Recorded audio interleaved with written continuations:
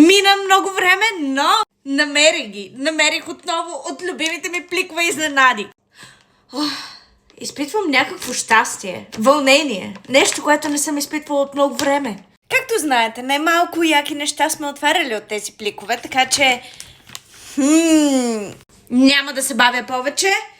И започвам. Павам! Ето вие първи ще видите. Преди аз. Има нещо. Извинете, гледам с вас. Не, хора. Бомба! Чакай. Това е... Не. Това е мини прахосмокачка робот. Смисъл.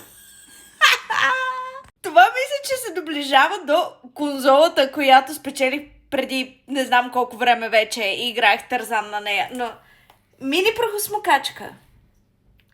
Вау! Не, няма как. Ще я отворим. Мисля, просто не може да не я видите с мене. Ох, Ива, и твоите отваряния, винаги всичко е...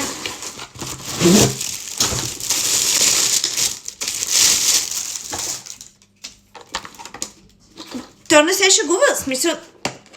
Това е прахосмокачка. Опа, да не я... Това е прахосмокачка. Не. И естествено има таблета и бомбоните. Така че този плик беше малко разочароващ, защото имаше едно много голямо нещо. Но има прахосмокачка робот.